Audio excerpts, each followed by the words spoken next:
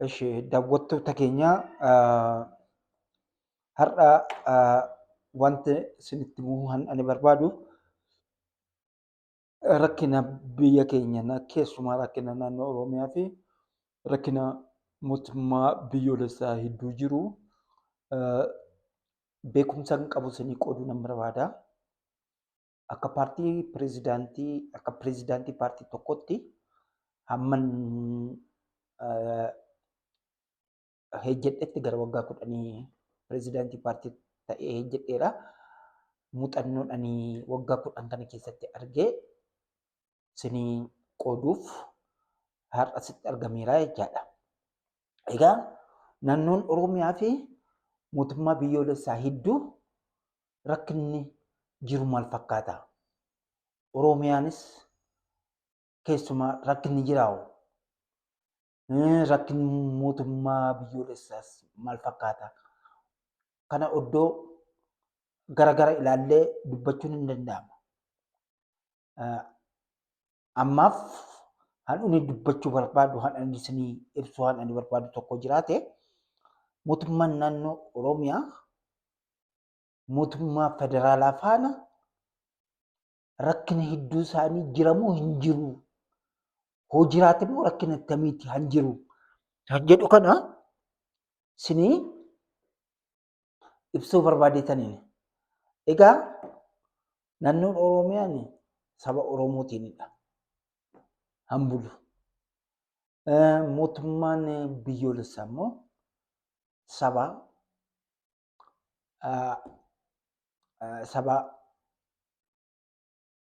tokkoo fi afaan tokkoo fi amantaa tokkootiin kan ijaarame jennee hin dubbannaa jechaadha. Egaa keessumaa karaa siyaasa mootummaa federaalaa yommuu ilaallu wayim immoo mootummaa biyyoolessaa karaa siyaasaa mootummaan biyyoolessaa eenyuun qabameera jennee dubbachuu dandeenya. Akkuma jirutti infraastiraakchariin federaalaa wayim immoo infraastiraakchariin mootummaa biyyoolessaa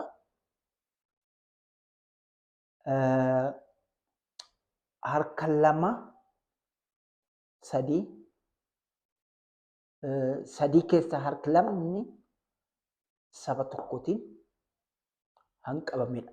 Saba tokko afaan tokkoo fi amantaa tokkootiin hanqabamedha jennee dubbachuu hin dandeenya jechaadha. Egaa sabaaf sablammiin qonni sabaaf sablammii meeqadha jennee harka 3 keessaa harka 1dha jennee dubbachuu hin dandeenya jechaadha. Egaa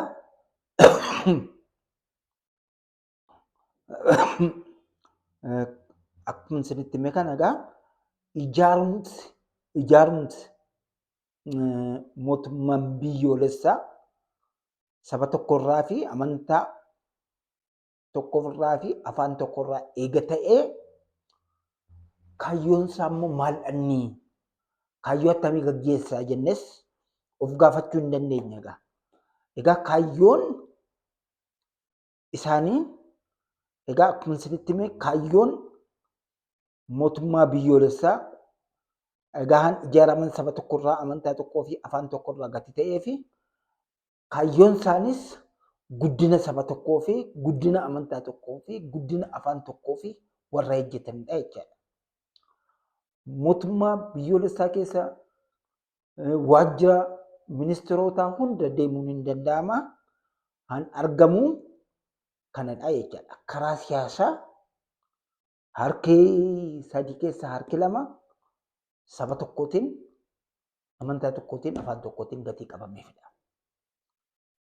Kun egaa rakkina guddaa naannoo Oromiyaatti fiduu danda'eera jechaadha.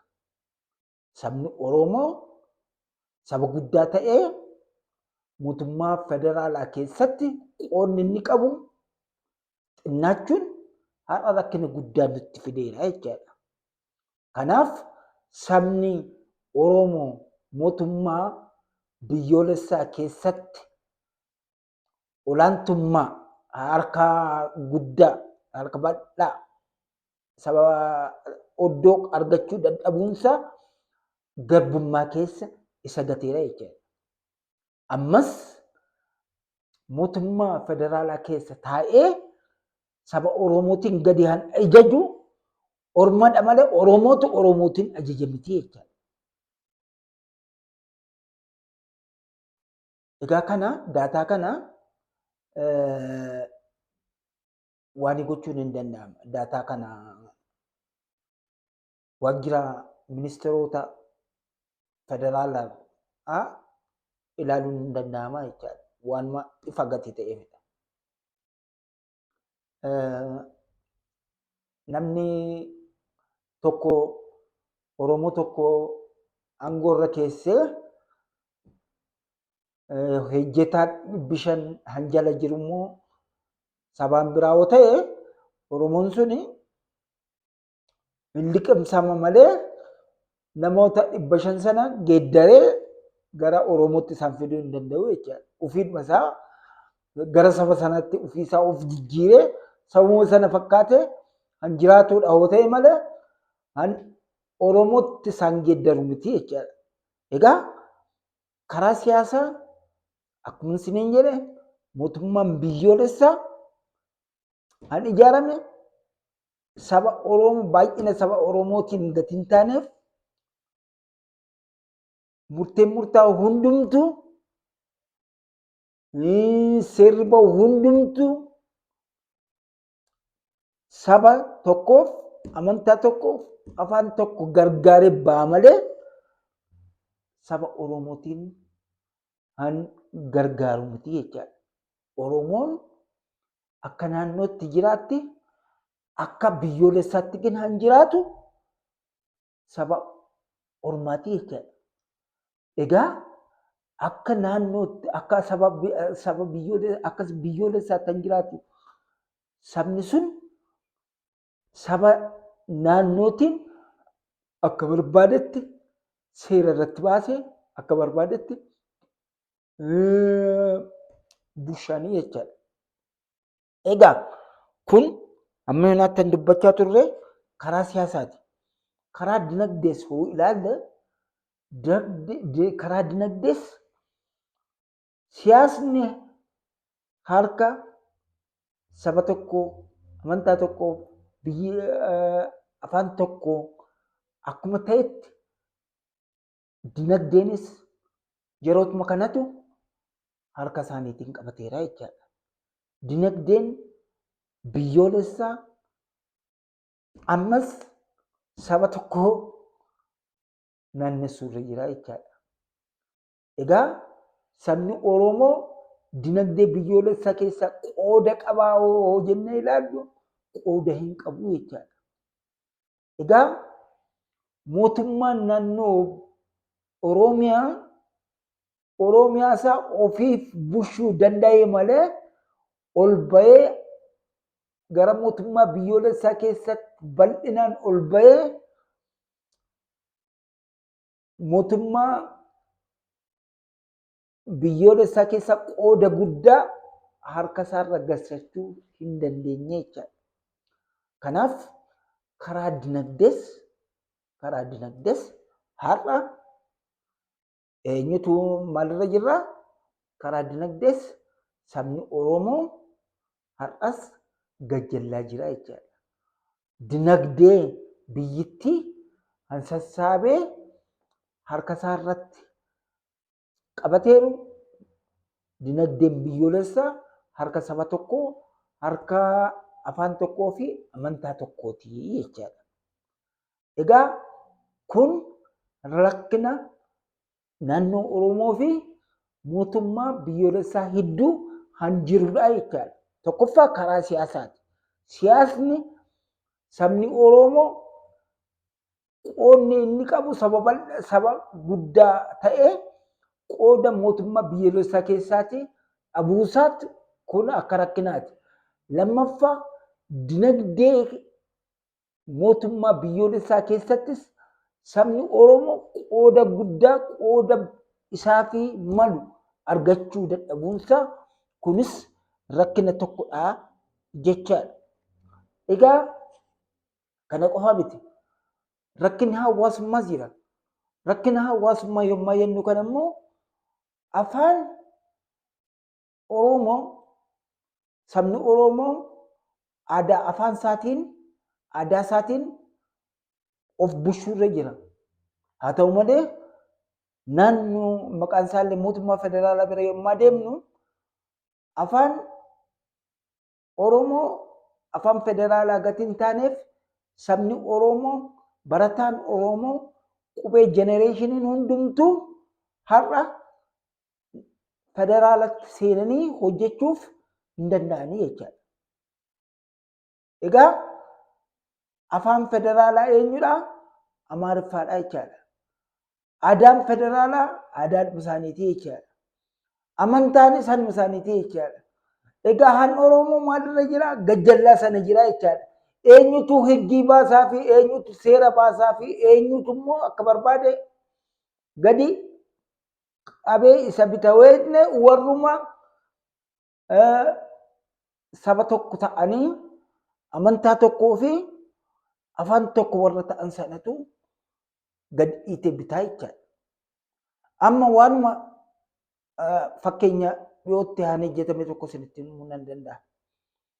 Sinoodosiin Ortodoksiin eenyudha?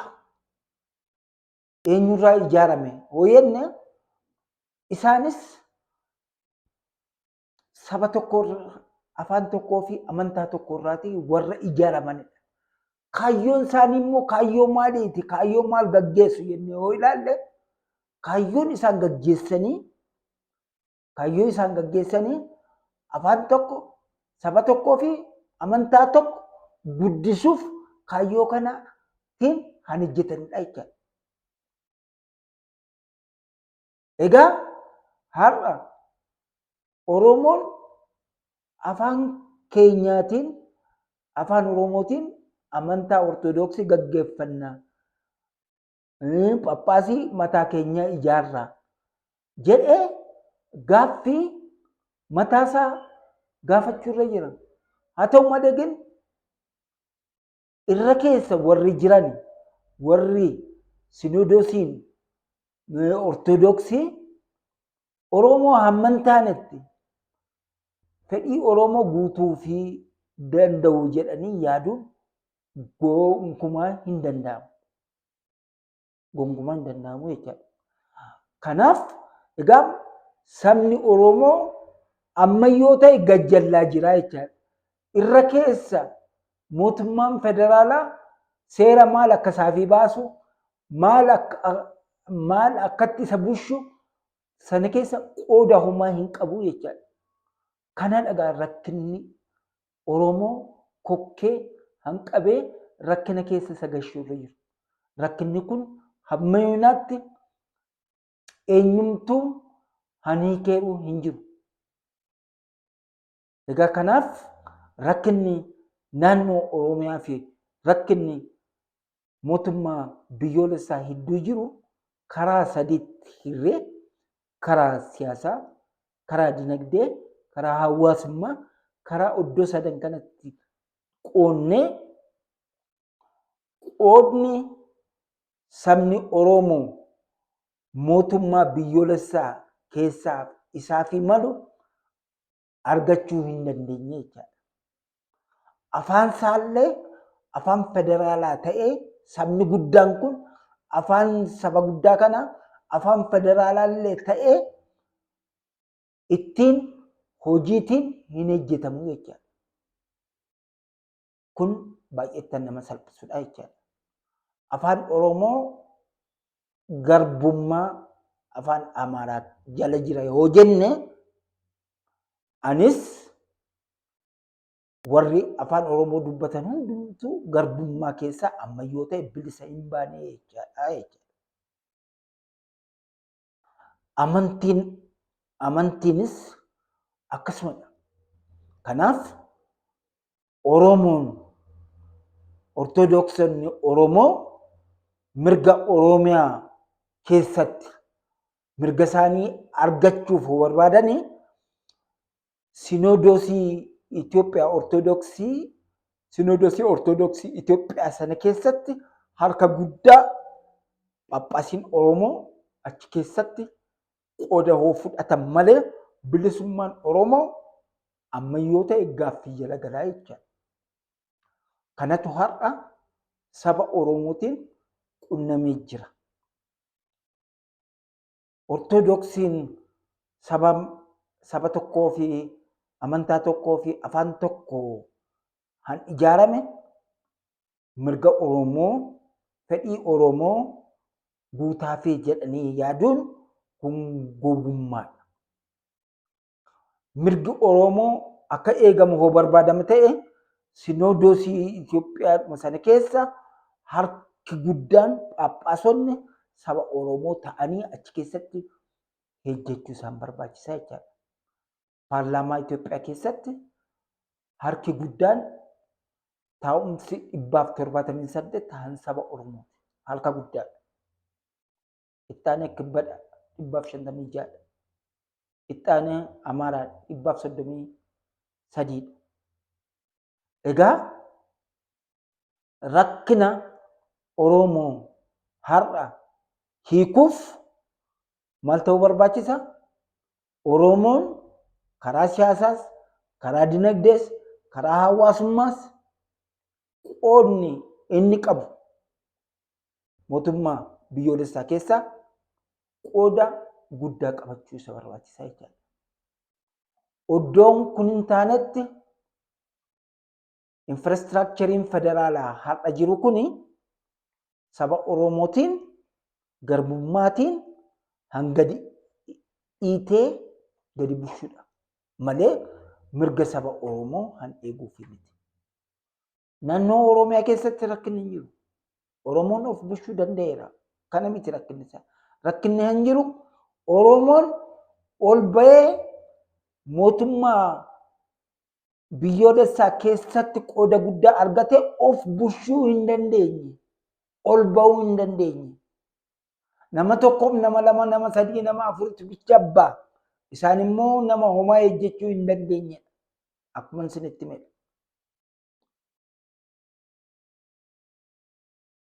Innaa rakkinni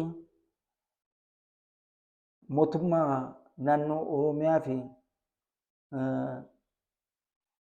mootummaa biyyoolessaa hedduu jiru rakkinni guddaan kanadha. Egaa kana akka paartii pirezidaantiitti waggaa 10 muuxannoon ani qaburraa wantan argee hiikamuus hanqabudha. Kanadha. Eenyumtuu ammayyonaatti rakkina kana hiikeeru hin jiru. Ammas rakkinni kun inuma jira. Amma rakkinni kun hin hiikamnetti immoo Oromoon gajjallaa ta'ee wacuunsaa bilisummaa argachuusaa miti. Oromoon bilisa argate han jennu yoommaa mootummaa biyyoolessaa keessatti iddoo guddaa han isaafi qoodamu sababa laagatii ta'ee fi harka baay'ee mootummaa federaalaa keessa karaa siyaasaa, karaa dinagdee, karaa hawaasummaa, karuma hundayyuu qooda keessaa argatedha. Afaan Oromoo keessuma afaan Oromoo hamma afaan hojii federaalaa hin taanetti bilisummaan Oromoo mirkanaa jennee dubbachuun hin dandeenye. Oromoonni mootummaa federaalaa keessa hojjetan hundumtuu amma afaan isaaniitiin hin dubbannetti Oromoo afaan Oromoo amma bilisa hin baafnetti isaanis garbummaa keessaa bilisa baaniiru jedhanii dubbachuun hin danda'amu. Kanaaf gaaffiin har'a Phaaphaasiin Oromiyaa keessatti gaafatamuu irra jiru hiikamuu danda'u. Sinodoosii Ortodoksii Itoophiyaa kana keessa Phaaphaasonni Oromoo harki bal'aan Sinodoosii sana keessatti hamma hin galletti murteen Sinodoosiin sun dabarsu fedhii saba Oromoo guuta jennee eeguun gowwummaa gati ta'eef sabni Oromoo kan akka hubatu ergaa keenya dabarsuu barbaanna. Hundumaafuu yaada keenyaaf hoo isinitti tolee fi sheerii godhaa, laayikii godhaa, sabiskiraayibiis akka nu gootan asumaan isin gaafadhaa. Gatii na dhaggeeffattaniif galatoomaa ulfaadhaa.